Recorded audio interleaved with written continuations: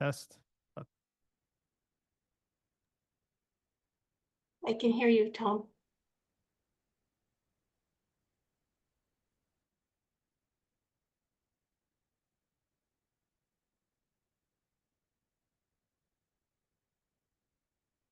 Test. Yeah.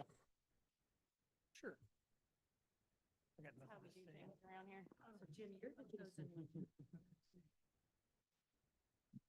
Good evening, everybody.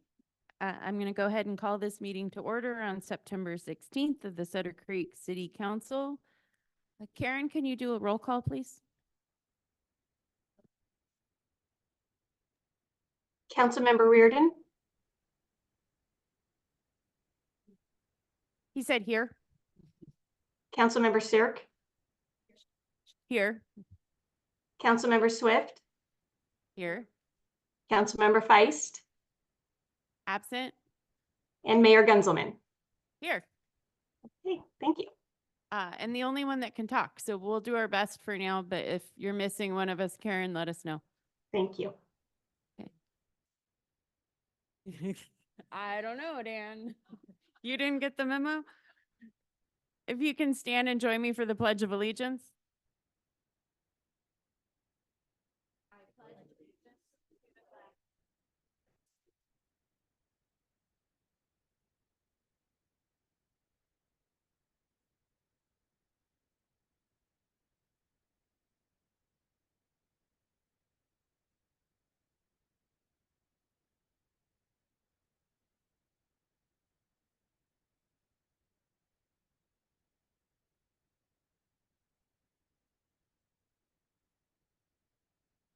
We're going to start tonight with a presentation from Andrew Gardner from Cal Jobs First. Andrew.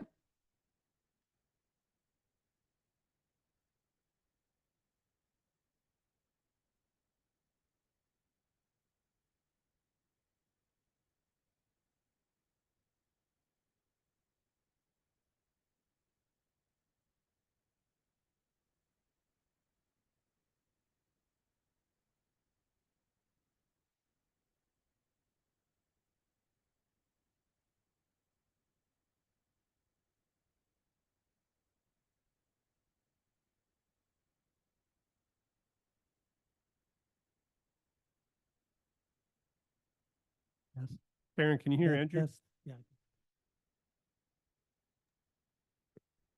Not so far. Next slide. All right. Am I? Oh, yeah. That's okay.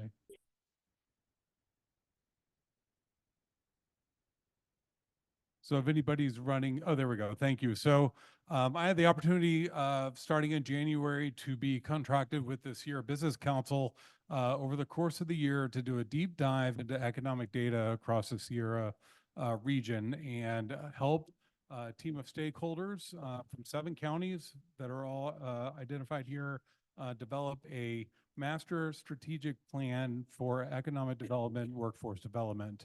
That is called the Sierra Jobs First. So you'll be seeing that as it rolls out. There are, this started called the SURF. It was all the SURF region. So the California Emergency Relief Fund that was morphed into the California Jobs First. We are one of 13 regions. We're called the Sierra Jobs First region. There are 7 counties. Amador, you can see, is in the top left there, the blue. So we represent the north end of the region. So the 2 priority goals for this is to create a pathway for investment in regionally developed economic plans that leverages future state and federal funding to increase high quality jobs, prosperous communities, and climate resilience. The second priority goal is to build equitable access to community-led, climate-forward economies with a particular focus on inclusive strategies for historically marginalized or what they were calling disinvested communities. The tribal communities were a prime example where they really want to target a lot of these efforts. It was a wonderful experience to meet with stakeholders across the region as we all live here in these small towns up and down Highway 49 and Highway 395 to really think about our future and what we could do for the people who live in our small towns. Next slide, please. This is just some visuals here to lay it out. This is what the work has been throughout the year. So you can see from January to July has been the strategic planning phase. As we have been, and that's what my work was, as we've been doing that, people from across the region have also been submitting ideas into this project idea tracker. So we had maybe 150, 180 projects from across the region to things of building more public spaces, biomass fuels. I mean, it was a huge range. I'll have a couple listed here at the end. And so the strategic plan was due on August 31st, so we were able to get that submitted. And now we are into the implementation funding and catalyst funding. There is currently $9 million set aside just for our region to start implementing some of these projects that have been collaborated about and developed over the course of the project. Next slide. So it was really kind of from a ground up, and we started looking at foundational elements of our region, looking at target industries, setting some goals around those, coming up with a mission, and then a vision is a resilient economy that supports equitable opportunities for generations to come. And I'll kind of break this down here a little bit. I know that's some small wording. So if you go to the next slide. We had so many community meetings in every county. I was leading the Amador County cohort meeting. We had community-based events meetings. Amador Community College Foundation hosted a meeting here in Sutter Creek. And through all those, we identified the foundational elements to address our housing and placemaking, land use and tenure, physical infrastructure, small business and entrepreneurship, social and civic infrastructure, and workforce development and education. Those were the big kind of like fun foundational areas that we know that we can make a lot of progress in to support our communities. The industry sectors that were identified were sustainable recreation and tourism, natural and working lands, clean energy and energy resilience, sustainable agriculture and food systems, and community health care. Those were identified as the kind of areas where we know that we could probably make huge investments and create a large workforce with good living wages for our community right here. We don't have to outsource, we don't have to insource, but we can train and develop and keep our people here doing the work in these industry sectors. Next slide, please. So just a quick kind of glance. There were probably 45 to 50 strategies listed in the strategic plan. But I wanted to, thinking about Sutter Creek and being a resident here in Sutter Creek, I wanted to highlight a couple that I know are pretty pertinent to our work here. So in the housing and placemaking session, or the strategy, initiate a region-wide Main Street and downtown revitalization campaign to strengthen town centers and concentrate development and economic activity in climate-friendly walkable areas. I know just before I got here, we were looking at some of the parking issues out here. We talk about our main streets, and these were different people from across the region, all living in towns just like Sutter Creek, really thinking about how we can preserve our culture and history but create, friendly environments. For the physical infrastructure, I know another big issue that we all like to talk about is water and wastewater. So prepare a region-wide water and wastewater system baseline analysis and needs assessment, as well as prepare and implement a strategy that creates incentives for conservation while also enabling economic growth. Small business entrepreneurship, expanding access to capital for startups. Build philanthropic organizations that can secure funding to build civic capacity and infrastructure equitably, and then promote and enhance in-person and virtual post-secondary vocational opportunities and career education training to support the workforce across various industries, those targeted industries. So those are there are some. The next slide, I've got a couple more there that are more industry sector based. So for the sustainable recreation and tourism, diversify and leverage the region's recreation economy with tourism events, amenities, and attractions focused on our unique histories, arts, and cultures of the region's communities. Establish a local zero emissions vehicle infrastructure to enhance the region's resilience. Under natural and working lands, utilize specific biomass materials such as wood chips and sawdust and agricultural residues from the region's forests and other natural and working lands efficiently and sustainably to increase their economic utilization within the region. And then for agricultural and food systems to develop strategies to cultivate the next generation of place-based food producers, Sierra farmers, and ranchers. So these are just a few of many, many strategies that were developed and collaborated around over the course of the last 9 months, 8.5 months here. Next slide. So here in Amador, leading the Amador Sierra Jobs First cohort and working with our constituents, there were 3 projects that kind of came to light, came up through the project idea tracker. And so one of those was an opportunity center for Amador and Calaveras higher education and career development.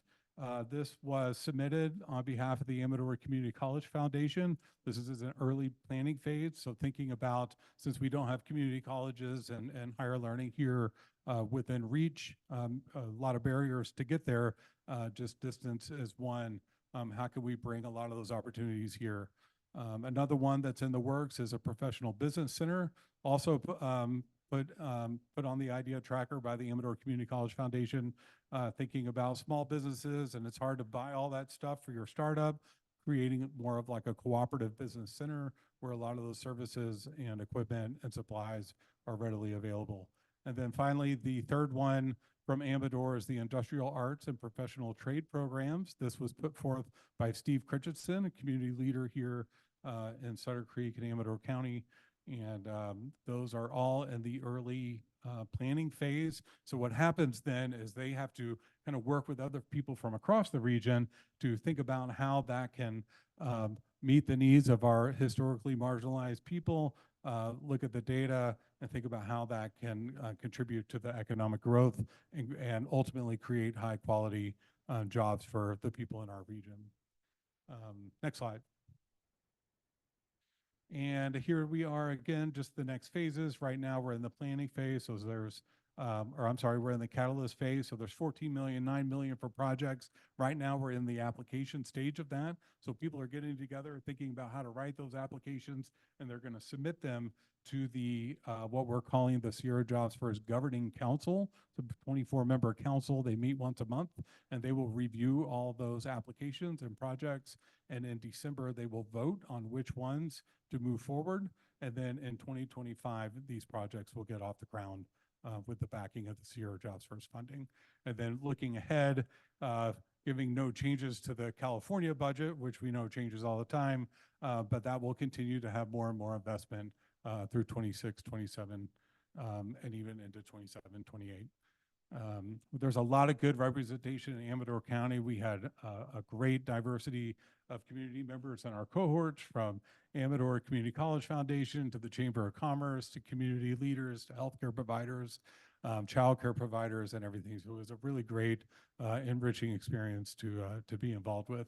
Next slide is my contact information. So I am happy to help get anybody connected to anybody doing this work. Since I was on the strategic planning team, my contract has expired because we finished the strategic plan, but I'm certainly very involved and very invested in this work, not only in Sutter Creek and Amador County, but across our region as well. So it's been a pleasure to share some of that. I know it's a lot. Everything is posted on the website. Just look up Sierra Jobs First. You'll look at the all the data reports and the strategic plan that was submitted in August. Thank you. Yeah, happy to take questions. Hi, Julian. Thank you, Andrew. You have to bear with us while we pass this around. No, problem. all 4 work if just 2 people can share. I think Julia's and that one doesn't work. But Dan, does yours work? No. Okay. Okay. Well, thank you, Andrew. One question with these projects and the planning, how much coordination or relationship with, what is that, Amador Connect, College Connect? Is there coordination done for, say, post-high school opportunities for kids? Yes, I That- would, for sure. The Amador Community College Foundation, Amador College Connect, was the primary community leader and community-based organization leading this work in Amador County. So the board, many of the board members and the staff were involved with putting those meetings together and really helping develop some of Okay. these Oh, good. ideas to continue to grow that program to meet the needs of our students here that maybe can't access some of those opportunities for higher education. How much emphasis is really putting, I don't know if you could, this is even a fair question, into industrial opportunities, into vocational arts? I know they have two, I think, vocational programs at Amador, but, you know, auto shops are done. Right. Most metal shops and Yeah. woodworking shops are done. Yeah, it's true. And everybody I talk to, this comes up. We need more of things like that for the people here so they can get trained in a lot of these more vocational type industries. And as Steve Christensen put forward, you know, that's something that is really in his heart and his passion is to really think about developing those programs. I know everybody drives down, they see that old Walmart building just ready for something. And it's like, Or the gosh, old you Kmart could really building? have a great, You mean the great old Kmart? vocation. I'm sorry, the Kmart. Yeah, the Kmart building. My apologies. But what a great opportunity that would be to really build a state-of-the-art vocational school, maybe partnered with a like Columbia Community College, where students could get those credits and get the on-the-job training, get apprenticeship programs, working with our labor leaders and union leaders. Fantastic vision for sure. Okay, great. Thank you. You're welcome. You mentioned healthcare providers. Is that individual providers or are you working with Sutter? So we were working with Sutter and different regional, kind of the MACT, I forget what all the acronyms are, but many of those healthcare providers and healthcare leaders were pretty heavily involved in the project. They certainly were concerned about workforce, and they're trying to maintain these hospitals and support patients and meet the needs of our community's healthcare needs. And it's a real struggle. It was actually really interesting to talk to them about what their issues they're facing and the barriers they're facing. And so they are really excited about bringing some of these programs here to develop, you know, to train the workforce to employ at the hospitals. It looks like from your calendar, we lost well space probably somewhere in your planning phase. So that would, You know, maybe I affect know things. WellSpace does great work. We didn't have them. they're gone, I believe. They They're they gone. left Okay, town. well, there Yeah. you go. I know there are a couple, you know, obviously it's one of those things where you know, would have loved to reach out to Nexus more, and there were some other I know people who would have been really invested. It was just hard once it gets going. Yeah. But Thanks, Andrew. Hey, you talked about selection criteria, and I'm wondering, has that been developed yet, the selection criteria? And if so, is that online also? It is, yeah. great. So the application is called like an RFA, request for application. And it's got all those guidelines in there. So it's things like, you know, what started happening was everybody had their own little pet project and they were trying to get a little bit of money to fix the sidewalk in front of their house. So a lot of the selection criteria is, can it meet the needs of the region and as a whole? And so one of the committees I was on was the downtown revitalization. I was coming in just as a resident here of Sutter Creek and thinking, how do you do that without disrupting, right, the cultural, you know, history of our towns? We don't, you know, we want to preserve that. And so meeting with a lot of those other people, we were like, okay, well, if Sutter Creek got together with Bishop and Longpine and Tuolumne or Sonora, they're a little bit different, or Angels Camp, and thinking about those little historic downtowns, you could probably create a pretty good proposal that would move forward because it would directly be one of the strategies in the plan.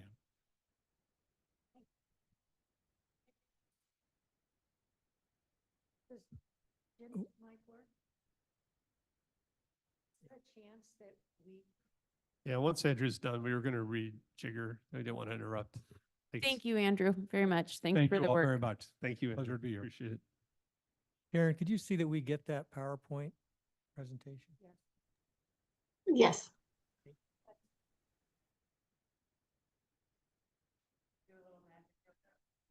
If you want to go to public comment, we can do it then. That brings us to the public forum. At this time, the public is permitted to address the city council on items not appearing on the agenda. Comments may not exceed 5 minutes. In accordance with state law, however, no action or discussion may take place on any item not appearing on the posted agenda. Would anyone care to address the council on an item not on the agenda? Hearing nobody, give us just a minute to deal with our microphones.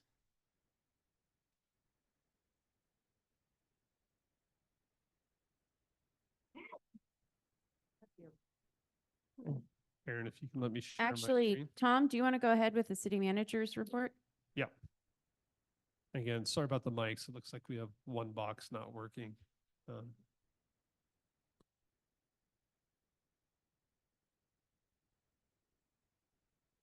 Yeah, so just some quick updates. In terms of roadways, now we're kind of just closing out the paperwork on Ora Madre, Eureka Road, and doing all the final payments, and we'll get the reimbursement request into ACTC for Eureka Road. Dan found this company called City Rover. They have a AI camera. We got a free trial, so we've been driving around town, and the camera records potholes and estimates how big they are. And so we'll get like a map of all the potholes in town, and they can actually calculate the condition of the roads if we want to pay a little bit extra for that. And then you guys, I think several of you went and looked at the trucks parked outside here. We were looking at the diagonal parking. If you haven't had a chance, just take a look. Again, I think the only way it would work is if we, really made it compact only, and then we'd have to be willing to enforce that. In terms of the budget, so a lot of the audit work has been done. So I think the audit company has a lot of the information they need. They're going to go away, and then they'll come back in, I think, early December with like a second round of questions. We also bought that used police car, and then we've actually been able to get about 75 to 80% of the materials needed to outfit it through other police agencies that have given us stuff. So we're putting together a complete car in a pretty cost-effective way. And then I mentioned last time, but this new financial software platform for the city coming in tomorrow for 4 or 5 hours to demo all the different aspects to different employees.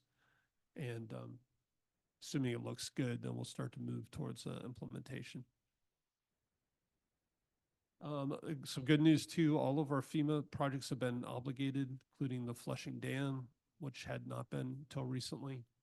We also started to get some payments. So total, I think it's like $260,000 coming back to the city. Great. And then, we started working on the Nexus study for the impact fees.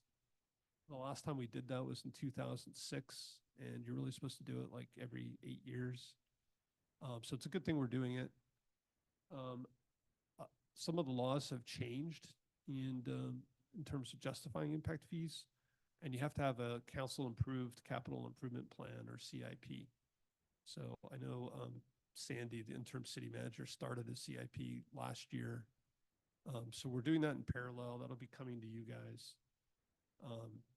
And we need to pass that CIP before at the same time we pass the Nexus study. So. Okay. Yeah, I mean, it still doesn't have funding sources, which it requires. So you guys will see it.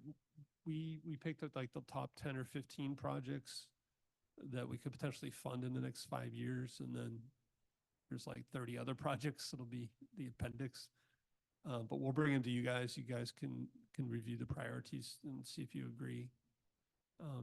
Tom, when you're doing that, what's your assumption about Measure P?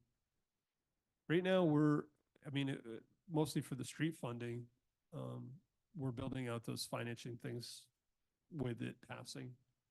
So the assumption is that it passes in this CIP, and if it doesn't, you'll just modify the CIP. projects that are in there. And again, we haven't had that much development where we've had a lot of impact fees. Yeah. But with these new laws, you're at risk of having to return the money. So even if we don't generate money in 5 years, every 5 years or so, we need to say that we still intend to do these projects and we're still accumulating funds, and then you're okay. But if you don't take these steps, you're at risk. Is there a period for accumulation? Is there a period of time where accumulation is done, but then your accumulation period's up that amount of money, now has to go? We're saying how is you it- have to show a 5-year plan to spend the money. Okay. And if you don't do enough development to get the money, you can extend it, but you have to do these like 5-year updates. Fine, Thank you. I think it's really important that we have this in place, so if we do start to do projects and we start getting more income, development impact fees, we need to be ready to use it, basically. Now, on the wastewater side, again, coming out of the lawsuit with Ione, finally everything's been agreed to. Their council approved the settlement. We've paid off all the invoices, so it's pretty much all done at this point. We continue to work on this water board response. It's going to be due in December, so just want to let you know there is more activity happening there. And Iona's had not been taking ARSA water. They've been taking CDCR water for the last couple of months. Come mid-October, they expect to switch back to us and take our remaining wastewater. And then Dan is working with a company to install flow meters to really look at the I&I problem. Those are going to be installed, I think he said next week. And then you guys heard about the Jobs First, program tonight. I think it's pretty exciting, and I like to really look at ways that we can leverage that opportunity. We've been continuing to update the flowers and the landscaping downtown in terms of beautification. We are going to switch to more of a harvest theme, I think, towards the end of this month. And then also you may have seen that the sign in front of City Hall has finally been repaired. It was in pretty bad shape, but it's all fixed up now. So we'll start posting on there again. And then I did want to mention that I have been receiving some complaints about signs on sidewalks. So we've started doing some code enforcement there. And then we had our city-sponsored concert in the park last Friday. And you can see in the photo there, it was a pretty good crowd. I think it was a fun time. And again, the Amador Arts Council actually paid for the band, so it didn't really cost the city anything. So that was also great. They give any indication about what their intention is long-term? Arts Council? Again, I think as long as they have budget, they would pay us. They just don't have volunteers to organize events. And so that was the main thing with our volunteers. If we want to set it up, they'll help sponsor it. Do you want to add anything? Yeah, a lot of their funding is specifically to pay artists. So they have cash for bands. They don't have cash for the operations of the whole thing. So by, it did take some labor and effort. The fire department has their own stage now. So we did all of that and provided the venue, of course, and they paid for the band. Oh, it's fantastic. I think we were trying to do one in October and had trouble finding a band. And I think We that haven't might have, found one yet. yeah, gone by the wayside, but it was super positive, and I think the feedback was to keep it going. And then just some other things. Hopefully you noticed we've been trying to improve the monthly reports and the council packets and keep giving me feedback. We'll keep tweaking those. Went out and Dan had the crew refresh all the wood chips at the playgrounds. I think they look a lot nicer. We also did a bunch of weed mitigation work. I don't know if you guys noticed Sutter Hill Road, a lot of the trees that were there disappeared. And then all the city-owned land, we've been trying to get those weeds down. And we'll talk more about weed abatement later tonight. Aaron and I are working on some clarifications in the zoning code, which we'll be bringing to you guys. There's some areas where it's either unclear or it's just been causing confusion. So we want to do a little cleanup. This is a picture. This went to the design review committee last Monday and was approved. It's a mural that would go on the side of Hotel Sutter in Hayden Alley. It's not Hayden? Okay, thank you. Can I ask a question? Are you painting over an old one, or that's the one? It's just brown. Okay, okay, cool. Thank you. Yep. And, it's kind of interesting. We don't really have an arts council, and design review committee, I think, was very good. They didn't try to redesign the art or anything. They liked it and approved it. And then there will be a Measure P information mailing going out this week, which will be the final one from the city. And we get more and more events coming up. Got the Beer Fest, the Feast of the Foundry this coming weekend, as well as Ladies Night. And you guys can see the other events here. I don't really have any comments on them. We're just, Public Works and police are ready. We review all the permits. And then upcoming agendas, so we'll have that zoning code cleanup. We'll do a Q1 update on kind of where we are in the budget this year. The arson dissolution is continuing to move along. And then kind of pending kind of work by some other groups, we'll potentially have the housing element come back, which has still not been approved.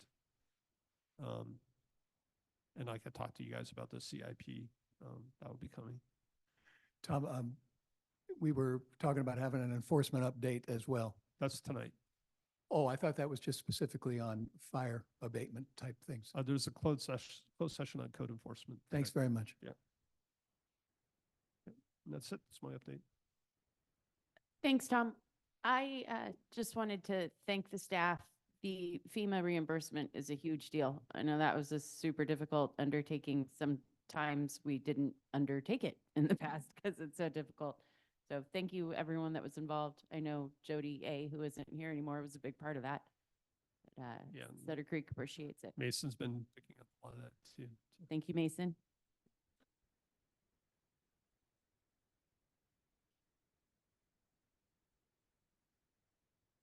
Right, takes us to item 6, the approval of minutes. We have 2 sets. First is August 19th. Were there any comments or edits?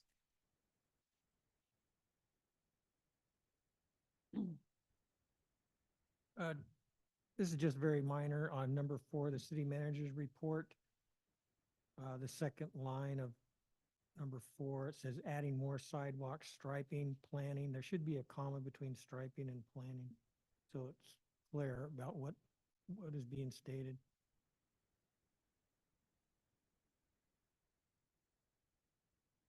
And that's all I have. I have some on the next set. Did you guys want to, do we need to take these separately or can we do it together? Oh, and I have to abstain from the first one. Okay. Is there a motion to approve the minutes as amended from August 19th? Move to approve. Second. All in favor? Aye. Aye. I abstain. So do I. Okay, the minutes for August 26th. Any comments or edits? I had a couple. I guess it would fit somewhere on the top of page 11, Karen, in the packet. I also noted that the requirement to form a CSD was struck through in the neg deck. That didn't make it in there. And then the third paragraph of that page, Mayor Gunzelman and Council Member Reardon highlighted a number of inconsistencies with the general plan. I think it was the two of us that went through and cited the numbers. And then at the bottom of the page, it's Jenny Rowerdink, not Roward, that spoke. Got all that? Can you spell her last name, please? I think so. Rowerdink. Thank you. Do I hear a motion to approve the minutes as amended for August 26th? There's a motion. Is there a second? Second. All in favor? Aye. Aye. Aye. Abstain. Jim's abstaining, Karen. Okay, item 7, the consent agenda. Is there a motion to approve the consent?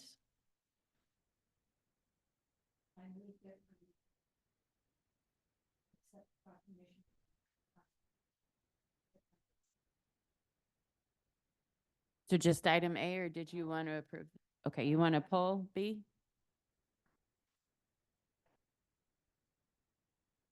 No, let's take the whole consent agenda if we can. Is there a motion to approve the consent agenda? Okay, there's a motion. Is there a second? Second. All in favor? Aye. Aye. Okay, our administrative agenda, we're going to take item A first, consenting the assignment of the solid waste franchise from ACES to Delta. And I think there's some folks to speak to us. Tom, were you going to start that? Good, Derek. Sure. So Madam Mayor, members of the council, I'll take this item. So we have a long-term solid waste franchise agreement with ACES. We have had that, I believe, since 2005. There have been a number of iterations of the agreement that I've been involved in. We've made a change very recently with, I think, all of the members of this council. I've worked on ACES issues with the 3 city managers that I've worked with in my time at the city. What we're doing tonight is pretty standard. I've seen this happen, and I've been involved with this in other cities where we have franchise waste collectors and haulers, and that is there is an assignment. And what the Molinelli family is here, and they could certainly provide some of the background, but they are basically doing what is essentially an asset sale to Republic. Republic is a national, I think, very large provider.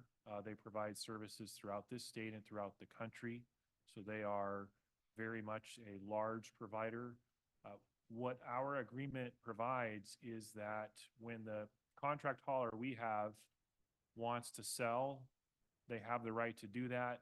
But we as a council, or you as a council, we as a city, have a right to make sure that the new provider that steps in is going to be able to meet all the requirements. So in theory, if, we have a franchise hauler that we're very happy with and they want to sell to Bob's, single shop waste hauler, we might, be able to say no to that because we'd want to make sure that there's, coverage, that the depth, the financial wherewithal, and the other things that we look for to make sure you have a long-term agreement. This agreement goes till 2037 and has an extension for another 5 years.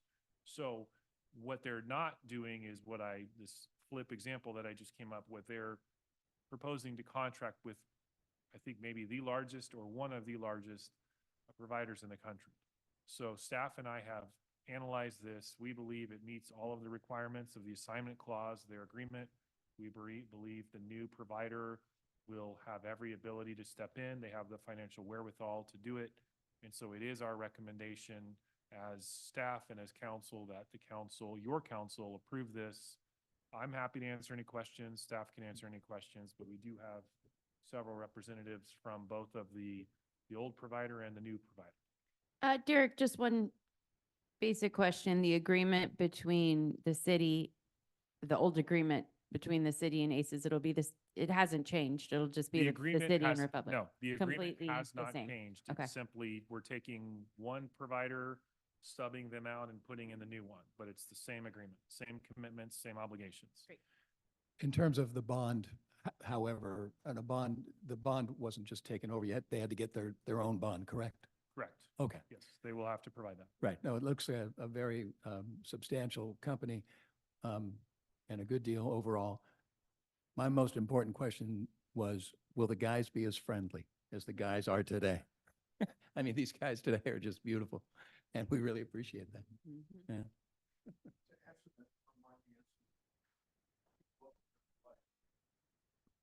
It's recorded.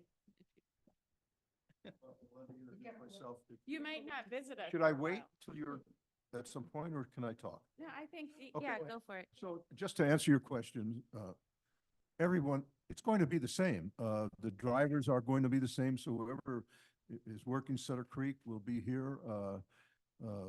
My son Paul Jr. will stay on.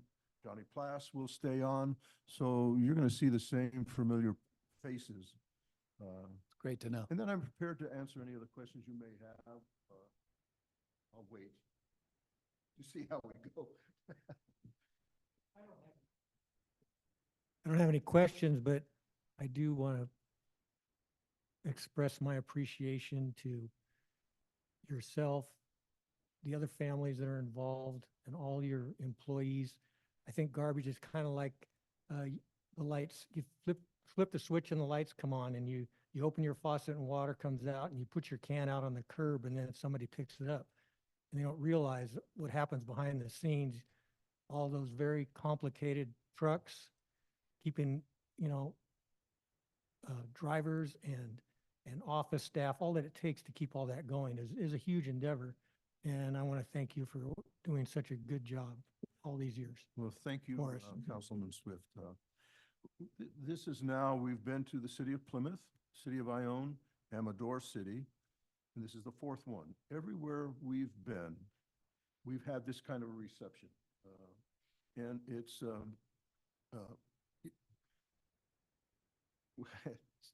and the closer I get to this end, I'm getting more emotional all the time. But we put a system in place that actually I grew up with in San Francisco. Is you take care of your customers, you keep it clean. Just because you have a garbage truck doesn't mean your trucks have to be dirty. They should be clean. So that system has been with us, our family, for years. And I come to these city councils, and I was thinking about it today. It's very unique because we're all friends. I mean, I see you just out and about. It's really a nice feeling, and it's been that way in Plymouth, Ione, Amador City, and the county, and Jackson. And the closer I get, though, I'm thinking, oh my God, it's really coming to an end. But my son will be there. Johnny will be there, and our employees will be the same. And that's been a good thing for us. We wanted it that way. And to answer some of the other questions that were mentioned, a small solid waste company in California has difficulty operating. The rules and regulations that are coming down are just trucks. Trucks are now, 2 trucks, by the time we would finance them, are $1 million. Yeah, sure, we can pass it on, but we've always been conscious of how we pass rates on and how it affects our customers. The rules and regulations, recycling, food waste, it's got beyond us as a small company. The debt that we carry scares us. In Paradise, if you remember that fire, the solid waste company there was wiped out. Their customer base disappeared, and we thought, what if that happened here? You need somebody that can just say, oh, okay, we got it. We selected Republic Services. We looked at other companies, but it was the one that we thought would fit this best. And we have Kelly Johansson from Republic Services, Emmanuel Gouveia and they can answer any questions you may have. But in anticipation of a favorable vote, I just want to thank you.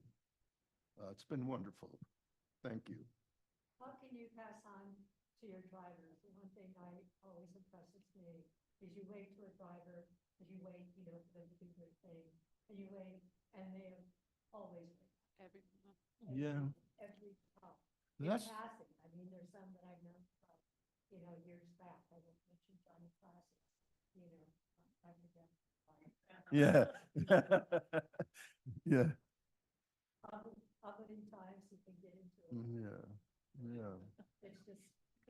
Well, as I was thinking today, Jason and Paul are here. Our daughter is in Los Angeles. She couldn't be here. But every summer, through high school, college, they all worked. They've been an integral part of our company. And sometimes I get up here and I say I, but it's really we, as a family. So thank you. Any questions you have, we're prepared to answer. Thank you very much, Paul. I agree with everything Jim said, and I'm very glad the employees are going to stay the same because they're And by the way, I've always enjoyed priceless. talking with your mother about garbage. She was always. It's because she's Armenian. Did Republic have anything to say, or you want to, do you guys have any questions? I know. Okay. We could go ahead. I can entertain a motion to approve this resolution. So moved. Is there a second? Second? All in favor? Aye. Aye. Aye. Mayor, before we go on, I know we're going to change the agenda order, but before we do that, the police chief wanted to make some comments at the end of my city manager comments, and I forgot to go to him. So if you would Ooh, sure. allow that to happen, Okay. Jim.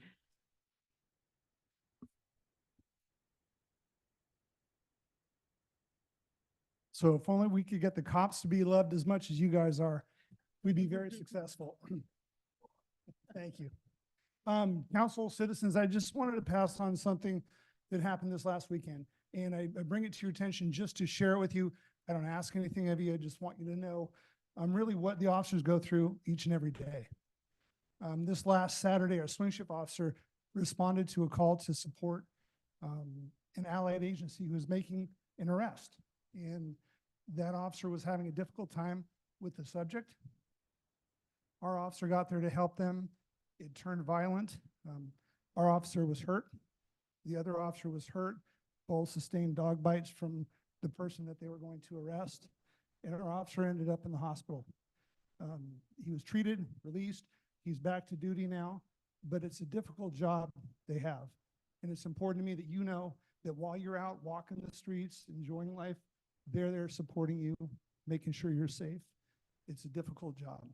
We're very fortunate to work here in Sutter Creek. It's a great city, but these things do happen. And it's my job to share that with you. Over the course of the last year, I think there's been 9 events where the officers have been hurt, assaulted, or had to overcome a lot of resistance. So I just want to make sure you know what your officers do, that they're there for you, to support you, keep you safe while you're out having a good time. So that's all I wanted to say, and thank you. Thank you, Chief. Yep. And thanks for your guys' help with all the events we've just had and upcoming. We enjoy it. Yeah, it's all good. Thank you very much. Appreciate it. Okay, we are going to switch the agenda around a little bit and take E next, the expression of support for Phase 1 improvements of the bike ped route.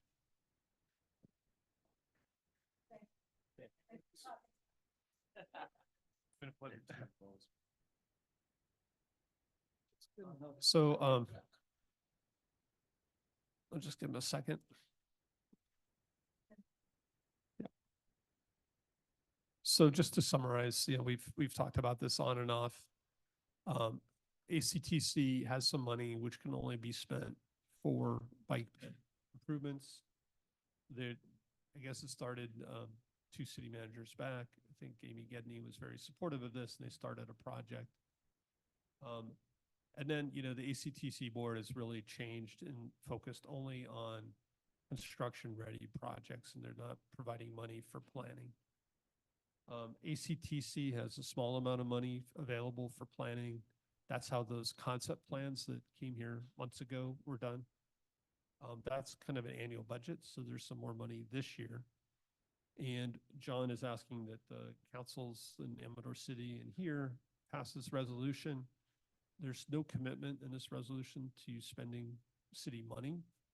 It's just that we are intent to move ahead with this bike ped path to Amador City. They'll get as far as they can.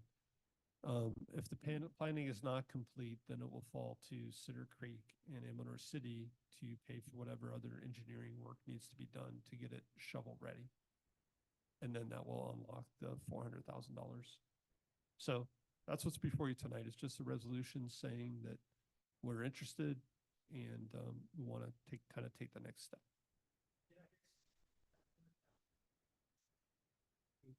Pedestrian and bicycle improvements. It is. Okay. Wanna make And the interesting thing about this project is, you know, it's mostly an unincorporated county. But the county will allow the project to happen, but they don't want to take the lead on the project. So.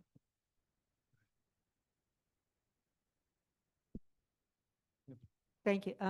It's been my privilege to work with the bike ped and John Gedney, who's with ACTC and on the bike ped committee. And I know Dan's been involved as well.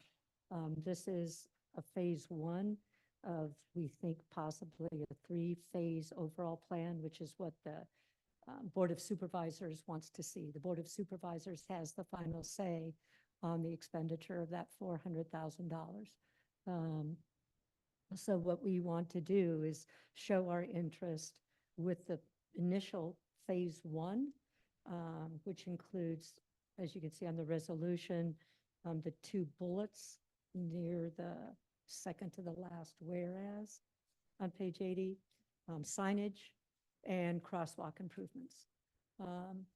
I think this fits in nicely with what Andrew Gardner talked about in terms of recreation, attraction and sustainability. And I believe by improving our pedestrian pathways in merging with, pardon the pun, the actual automobile pathways, that we can actually bring some enhancement into our town and safety. So it's been some work to get to this point because we know that there's been so many other things, you know, in terms of priority agenda, but here we are. And I'd be glad to answer any questions on behalf of the Bike Ped Committee regarding anything in this resolution. It's not in the resolution, but I have one. So the 400,000, the soups vote on that, not ACTC, No, it's ACTC commissioners. of which we have one. It's two supervisors.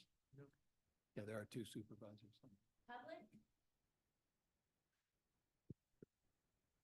If there's no other questions, I'd hear a motion.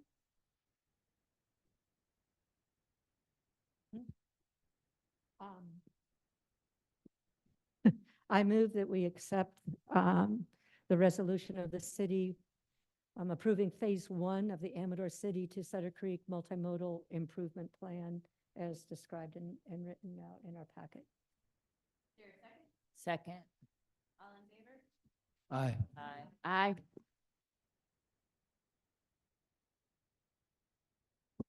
Great. Thank you, Julia, for your work on that. Thank you, ACTC in Amador City.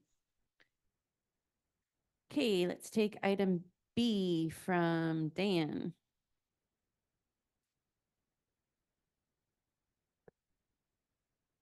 So this report is just to give you an update on all the facets that we're doing related to the wastewater treatment plant and the new plant that we're trying to make.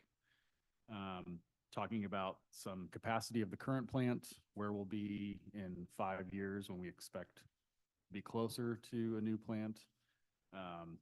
Talking with the Regional Water Board about where our water will go, whether it goes to the creek year round, whether it goes to spray fields, and also what the regulations will change as we go on.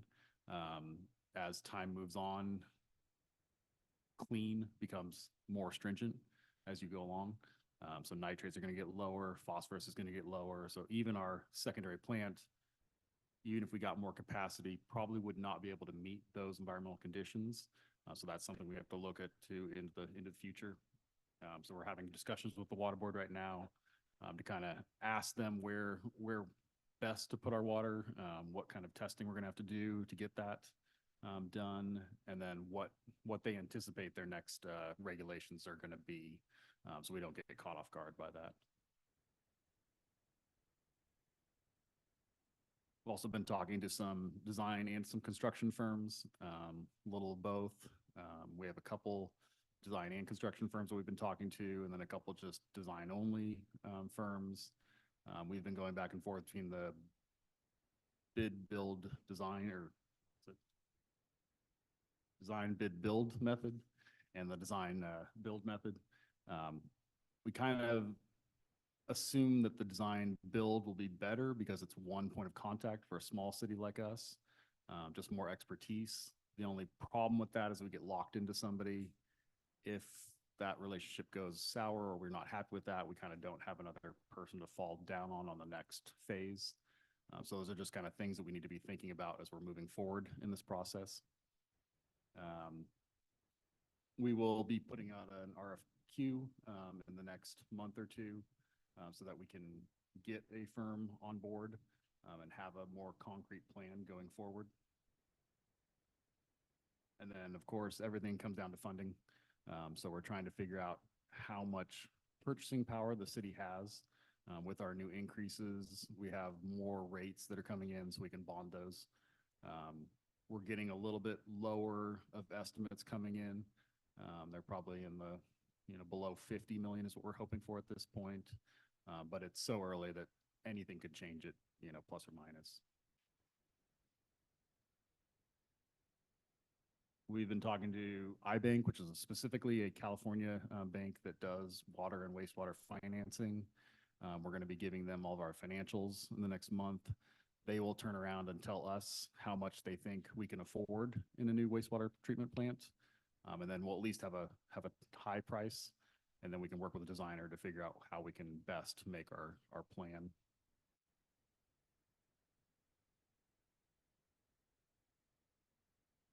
There's also some question with how much development is going to come in. Developer will be good to have impact fees, but will there be enough for us to have capacity and also have the money available to put the water somewhere? So that's a big piece. It's kind of unknown that we're working through at this time.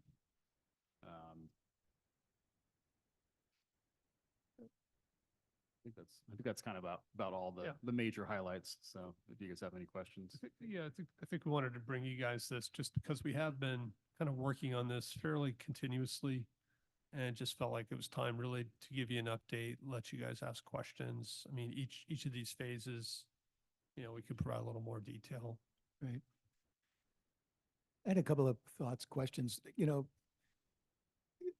so it's about decision matrix and developing that so that as you move forward, Dan and Tom, and you're working with all these things, have you had the opportunity yet to develop such a matrix? Because as you know, when you're talking about a project this size, it's really complicated if you don't have black and white, a matrix to help you walk through final decision matrixing. And that's one thing. And I'll be quiet in a minute and let you respond. But I want to tag on this other part to that. So have we discontinued talking with any and all of our regional partners about the possibility of still working together toward a common solution? So those two things, please. So let me take the second one first. In the report that we got back from Carollo, it pretty much said that Jackson or anyone further out is just not going to be economically feasible to work with. Now, if a development comes in the Gold Rush area, that would work. That would be financially viable. But moving further along, other than Ione, who's downstream from us, there is not a lot of interest in that at this point because just the sheer distance of the pipe makes it so expensive that it just won't pan out. Yeah. And so we are continuing to talk to Ione. We have, again, we have the state, the water board letters, which is kind of forcing us to work together. But at the same time, they're doing their planning and looking at new developments in Ione. And so, again, I would say there's still an option for sure. And then we would be looking at, well, what capital improvements do we need to make? Do we need to dredge the reservoirs? And then we would be kind of locked into that solution, for the next 30, 40 years. Right. Right.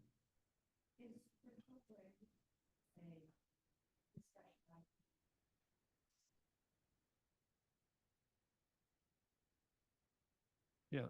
So I think I told you guys, and I forget if I think we sent it to you guys as well, that we commented on the EIR for Wicklow Way and said that the Sutter Creek plant should be the preferred alternative.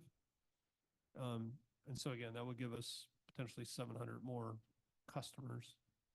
And again, I think we're at a place where some scale is going to be necessary. Again, to kind of form this new plant.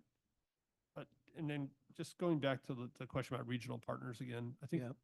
and it gets back to the decision matrix, which we didn't answer. I think we probably need to write down the decision matrix. I kind of have one in my head, Yeah, and part of it's, partner risk. yeah, exactly. No, Um, exactly. That's exactly why and you then- write it down. Part of it is growth of Sutter Creek. So if we did decide to invest in the pipeline and we signed a long-term deal with Ione, I think, I'd be looking to get paid the market rate for reclaimed water, which Yeah. has been going up quite a bit.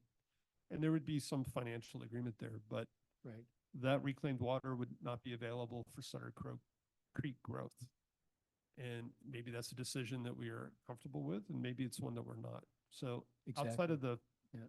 financial and engineering questions, there's kind of this strategic question about what is the future of the city the next 30, 40 years? What's going to be the value of reclaimed water? And is that going to be something that either helps Sutter Creek's growth or limits Sutter Creek's growth if we don't have it? That's exactly right, Yeah. Tom, and I appreciate that because it's in the defining of each and every aspect of that decision matrix that we kind of have the opportunity to really Yes. weigh those things. And then you can actually weigh them, give this one more weight than this one. This is less important. This is more important. And intertwine all those aspects of the project. Yeah, it's complicated. Very, yeah. Questions for clarification, but to tag on to Dan, so what I think I'm hearing is when we were with Carollo and they looked at continuing with the ARSA pipeline and just upgrading our secondary plant, sending down our tertiary water, that was a more expensive option at that point because of all the work that had to be done on the pipeline and the reservoirs and everything. But now we're entering a new function here, I think, that we're operating on an old permit. So even if we just continue to be a secondary plant, we're going to have to do a bunch of new stuff to our secondary plant to send secondary water. Is that correct? Yeah, I don't. So that would then make that cost even greater. Yeah, and I don't think that was really considered a lot in that report. If it was considered, it was very minimal, and it wasn't talked about a lot. But that's a big concern that I have, moving forward, because I came from an area where we talked to a lot of plants, and everybody was getting the, hey, we're going to update your permit. You're going to be at lower levels. Can your plant even do that? Right. And some of these traditional plants, they can't do it. They have to have new technology, and so you go into $2 or $3 million just for that new technology to get their old plant up to snuff, and so, yeah, I think that moving forward in California, it's going to be a big concern that I think the tertiary plant will probably be cheaper because you will just plan for all those, rather than being behind the 8 ball and then saying, oh, now we got to catch up on nitrogen. Oh, now we got to catch up on phosphorus. Now we got to, now we got to do all these little things to make sure that every plant works together, rather than just building a design that accommodates for all of those up front. I think that's going to be cheaper, and we'll see if that Right. happens. Couple more. Mhm. So you mentioned a positive of a design build is that there's one contact, but does it save you money rather than paying, we spent a bunch of money on a project study with somebody and then, that brought us to nowhere. So do you save money on the design portion by working with the same person? In theory, yes, you're supposed to, because the contractor is supposed to be selected further earlier. And so then they can have discussions about, hey, that's not going to fit into that basin. We need to change that right off the bat, versus getting into the construction field and then all of a sudden all the drawings have to be changed. So in theory, it should be cheaper. Yep. Yes. So the Schneider Electric here, Mhm. which is a global company. Yeah, I mean, they're basically doing the design and the construction. And so upfront, they're making sure that it's something that they're committed to building. And their model is they don't even charge you for the design. So they're kind of on the hook. But again, like Yeah. I said, the downside is you're making that decision up front, and you're Right. going to stick with that company all the way through. I am pretty positive about them. They have been building some plants for small towns in California. And I think, before we make a decision, we'd go talk to those other cities and, Yeah, and we would verify. actually go tour them also, just to go see what their plants are like, that kind of stuff. It's a really important idea. Mhm. I have like 3 more questions. You guys want me to pass it on or just shoot and see if they're the same as yours? Okay. So we're looking at maybe under 500,000 now, if I'm reading that right. Fantastic. Is a large part of that because we're just 50 million. 550 million? Million. I'm reading a different number. Yeah. Say It- 500,000 sounds Should great. buy that tonight. Yeah. Write a Sold. check. Write a check, Dan. Is a large reason behind that we're considering this modular option? We're just looking at everything, and we're getting better estimates, I would say, the ones before I would say are more global. They didn't get into the details, and I think once you get down to it, I just don't think it's going to be that expensive. I don't think it's going to be in the 100 million, I think it's going to be less than that. These firms also looked at the Corolla report and I don't think they were impressed. And they thought, again, they were just most conservative, highest level estimate. And they just thought they were way too high. Yeah, thank you. And we're done with them, right? Yeah. Done. Okay. The bottom of the staff report next to the last paragraph, we talked about providing more ratepayers that could fund future development. That could fund capital costs, right?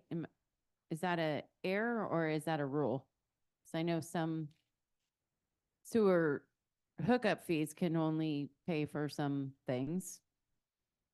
See where I'm reading here? City staff also submitted a report to be a preferred wastewater provider for Wicklow Way, Yep. providing more ratepayers that could fund Oh, capital too. Connection fees can be used for your Capital. capital. Yeah. Okay. And my last one, I think. The USDA debt, at some point, in the last couple years, we talked about paying that. So to put ourselves in a better funding situation.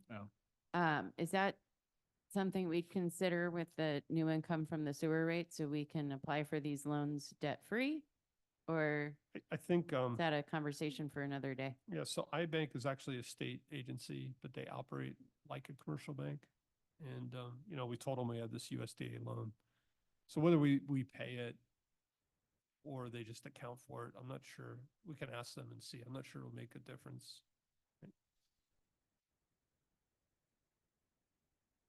Unless we It's had currently built somebody into pay the- it for us. It was currently, or it was built into the rate study. Mhm. Yeah. We're paying about 45,000 a year, I think, on that.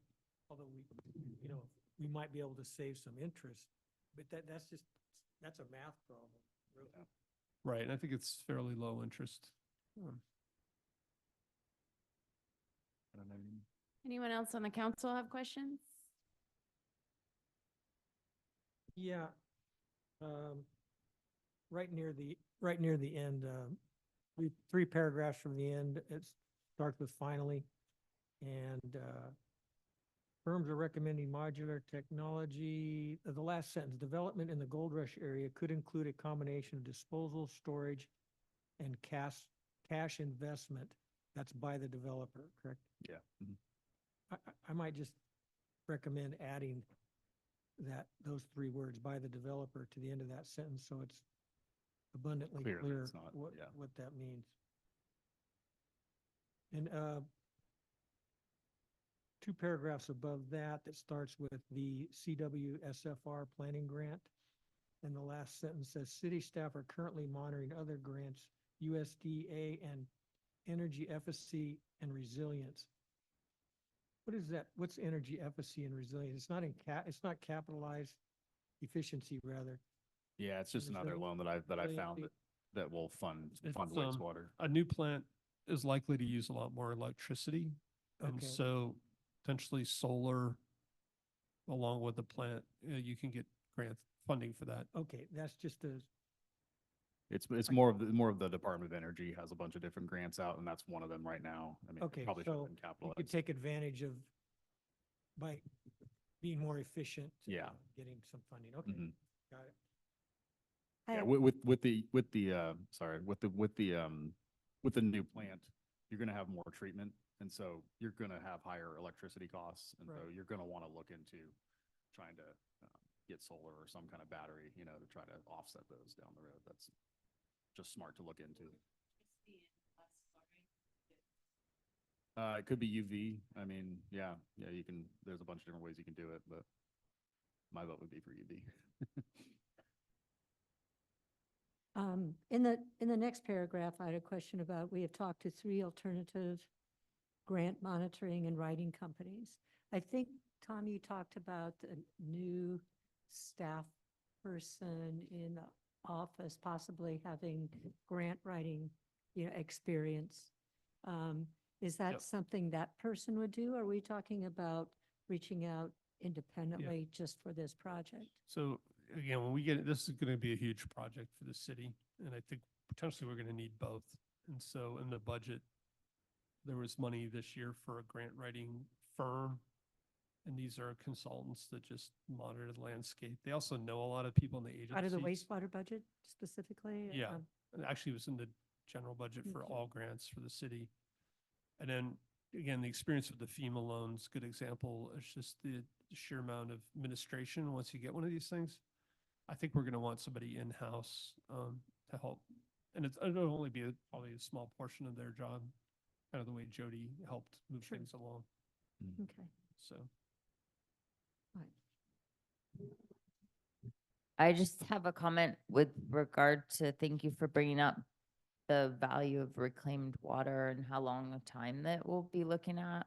And it just wanted to note, I think that's super important given climate change and some stories I've heard of places that are closer to the equator and how, snow melt and the water is very limited. So I think if we can be mindful of that, that is a good thing going forward in case there really are severe water shortages.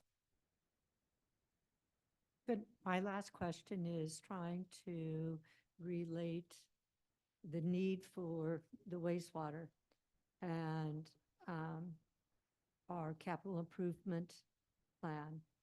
Here it says funding could be secured in the second paragraph. Determine Sutter Creek's purchasing power is given our current rate study customers, and it says funding could be secured in as little as 6 months. Now, that meant once we start with iBank, their process, that's the fastest they can get you money. So once we know what our plans are, okay, Yeah. it's going to be a lengthy, multi-year, process. And so I just wanted, Oh, it's okay. probably a little confusing. It's, we're not going to get funding 6 months from now. Right. Yeah. I think it's just to point out too that, the CWSRF sometimes is 5 to 10 years for their funding. So it's a lot better of a time frame, I think what some of the construction companies have told us is some of the key components have up to a year supply chain wait. So, yeah. So when you were talking with some of the funding sources for the CIP, and some of those monies have to be spent, once they're tagged, about 5 to 10 years. Is No, that? so again, as long as the state just wants you to do a council-approved update every 5 years. It says you still intend to make capital improvements. If your Is this one city, of the capital improvements that we have? this properly one is really listed, or is it covered separate? by the wastewater ratepayer study. So Okay, we've been doing that there. So yeah, I'm less concerned about the enterprise fund. I think, okay. That's we've what been I following the wanted. 218 process and we've been doing that. Anything else? Appreciate the update. Yep. Thanks, Dan. Yep. Okay, let's do C, the review of the current ordinance for potential enforcement. Yeah, so again, so I've kind of gone through 2 seasons almost on weed abatement. And I think last year, right when I got here, we were sending out enforcement letters. And I think you know, as I've talked to, Ione and Jackson, you know, they have a much stricter enforcement of weed abatement. But they also have their own, fire departments as part of the city, so it's a much more integrated effort. And so, you know, I'm really thinking as we go into 2025, you know, it's really a question for you guys. Do you guys want to start more formal enforcement? And I think what that would look like is, probably easing into a process. I think there'll be a lot of communication that, you know, hey, there's going to be financial, you know, penalties if you don't, react to being cited by the fire department. And then I did talk to Dominic, and I don't think he made it tonight, but, you know, he was pretty much in agreement that he would be willing to right now continue to do the inspections and give the notices, which they do today, and even manage, hiring a company to go out and abate the weeds. And then the city would handle the financial kind of administrative side of it. We would probably also have to handle the noticing of before the, actual cost Liens. incurred. Yeah. Oh. And, you know, we would basically probably have to allocate a budget and just say in our first year, you know, maybe we're going to go after the worst offenders up to this dollar amount. Ione's been doing this for 10 years. They said the first year was horrible. People were upset. They complained. Now it works very smoothly. People know if they get a notice that if they don't take care of it, you know, they're going to pay an expensive bill to get the weeds abated. Jackson just started last year.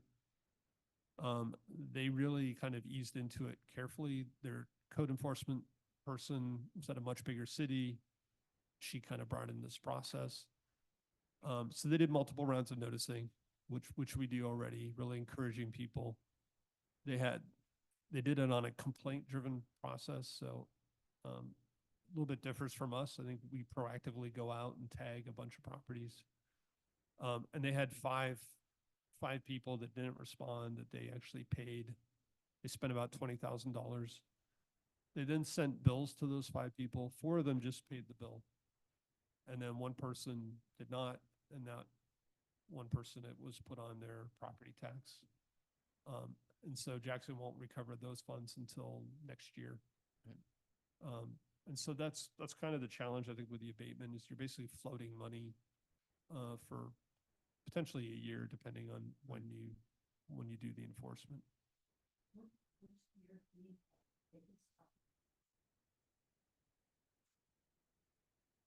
Well, I'm just saying, I think we would have to set a budget because I don't think we could afford to do all the properties. So Right. we would say, you know, the worst offenders, we're going to spend up to $20,000. And once that money's gone, we're not going to spend any more. Right. We, or the fire department may also run out of time at that point to Yep. do the Right. abatement. And that's the other thing here. I mean, we're here in September and we're just at the last stage of enforcement. It seems pretty late in the fire season, right? So Right. I think thinking about the timeline and when would we do this, if we do it earlier in the summer. Whatever process you use, it has to be a little streamlined. Yeah. It seems like what you're proposing would accomplish those things. It makes sense, I think, to start off with a small fund of money and get started in spring and notice, you know, and like you're talking about. But just limit it the first year so we get a sense of how this is going to work but keep it going. And like Jim says, you know, streamline the process. I was reading some of this stuff where it's in front of us like 2 or 3 times. We don't need it in front of us 2 or 3 times. You know, once we'll be fine, you know, maybe, you know, when you're about to charge somebody or if it's going to go to, you know, their tax bill or whatever. Yeah. That said, maybe with a little bit more grace than, is it Jackson's we looked at with a 10-day period to respond? Oh, yeah. Yeah, Right. that's Right. I don't Sure. think Jackson. somewhere in the middle. I don't Yeah. think Jackson goes to their council at all. There's just a staff process. I think I'd suggest it come to you guys one time, kind of like delinquent sewer bills, where you guys would see the list and we're going to send this over to the county and you guys would approve that. Yeah. Would that come after the abatement? It would, yeah. Yeah. Okay. And you But guys you just know, if manage. there was a really extenuating circumstance, you could decide that the city would pay for it, not the Right. person. But But otherwise you'd just manage to a predetermined budget amount. And you'd know you got 20,000 and so you spend up to that point and then you're done. I think that's, yeah, Unless it there's, has to like be you said- managed some way. I Yeah. think.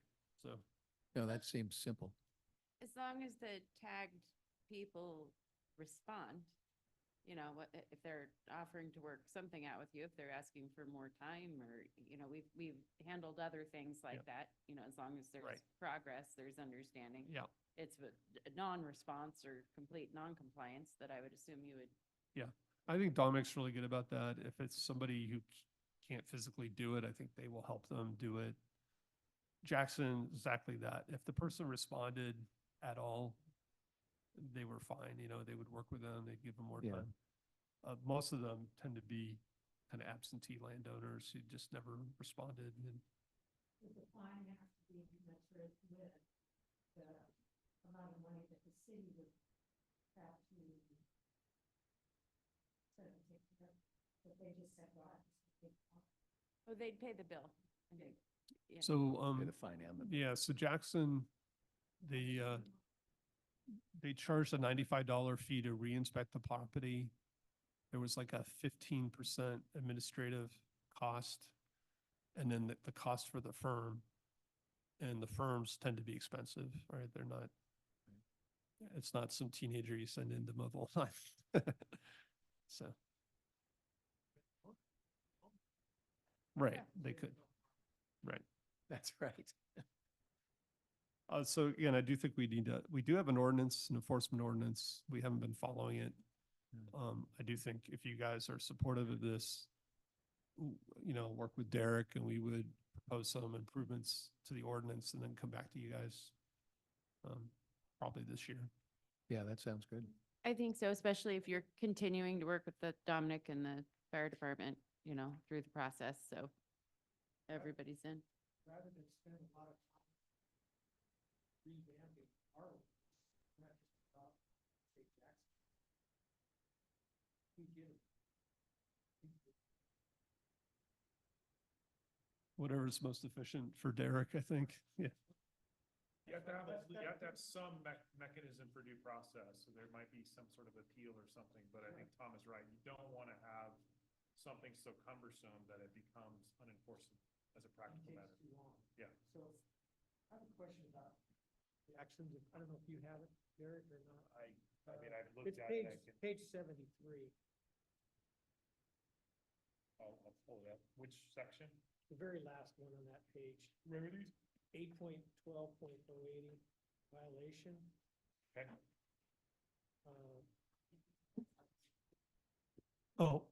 So it says, the owner, occupant, or agent of any lot or premises within the city who violates this chapter or permits a violation of chapter upon any lot or is controlled by him or shall be guilty of a misdemeanor. So do we have a misdemeanor in our, Yes.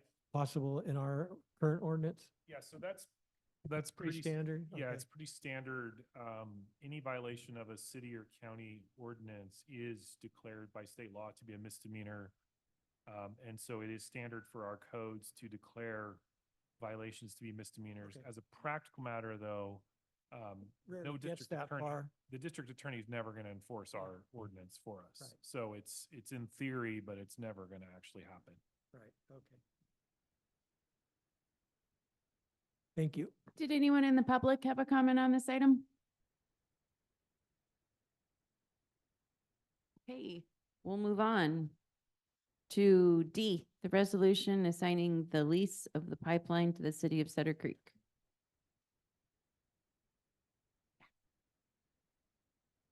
So this one, again, is part of the dissolution of ARSA. Karen, Julia's gonna excuse herself. Okay, thank you. You know, the CDCR lease, I think, is essentially assignable, but the ARSA attorney, you know, really wanted them to sign off on it. And they came back and said they really want to make sure that Sutter Creek is going to take over everything. And they had a couple of more specific things that we were going to follow certain agreements and follow the legal settlement. So that's what this resolution is. I think if on the ARSA board and the Sutter Creek Council passing this, then CDCR will go ahead and make the assignment when ARSA dissolves. So happy to answer your questions. Looks pretty straightforward. Go ahead and move to approve. I'll second. All in favor? Aye. Aye. Aye. Hey, mayor and council member reports. Susan? No. Jim? No. Me? We had concert in the park. I was there. It was fantastic. I mean, we already touched on that, but I think it was a great evening for the city. Yeah. We also had the Fireman's Ball. I guess at the very end of last month, it was another successful event in the city. I run the tickets for that, and there were 3 ticket orders from out of Amador County. Wow. It was just about all local people, which is nice to feel sometimes. Really? Yeah. And I just wanted to say again that my mind's a little blown by the FEMA reimbursement. That was a huge amount of work, and it's very appreciated. Hopefully we don't have to do it again anytime soon. Maybe it'll get easier if we do. But Right. that was a big deal and deserves commending. Yeah. Dan? I didn't have anything except one more question. I'm wondering, did we get the permit to do the work in the creek, or what's going on? No, he said that he's hopefully gonna have his peer review done by the end of last week, but still nothing. So Boy. I'm pinging him about once a week now. Yeah. So Okay, thank you. frustrating. Yeah. It's getting late. Derek, city attorney's report, I do not have anything to report. future agenda items? Just a quick question. Back on that, the creek. So do we have CDF crews as a possible, still as a backup and as years past? Okay, contingent, okay. Yeah. Same as before. Information and correspondence, did anyone? Wait, hold on. Oh, sorry. Well, I have one just comment with regard to the general plan, and when we had our special meeting on I think the 26th, that someone brought up to me, Susan Bragstad, who has a lot of experience with general plans, that we should probably think about going forward. Is I think what she said, and I'll confirm that you can 4 times a year vary. Maybe Derek, you know this. You can vary from the general plan.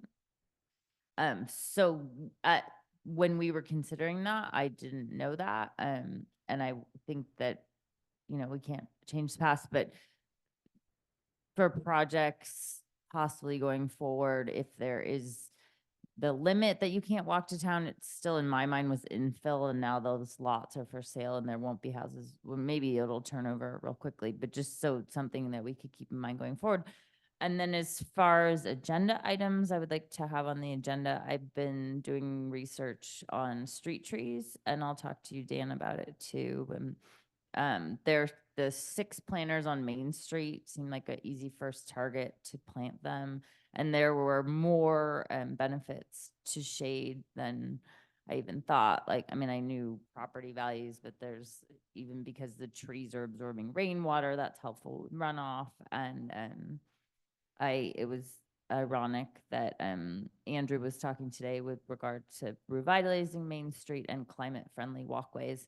And I find Sutter Creek Main Street very not friendly during the summertime. So I would like that on the agenda, and then we could vote on it and hopefully move forward, and then maybe continue out. I know, Dan, you had spoken about Miners Bend. And just if you have a chance to be, I mean, Sacramento's been so effective at creating shade, and there's so many important things with regard to that. So, yeah, I would like, and I'll get a proposal whenever we can fit that on the agenda.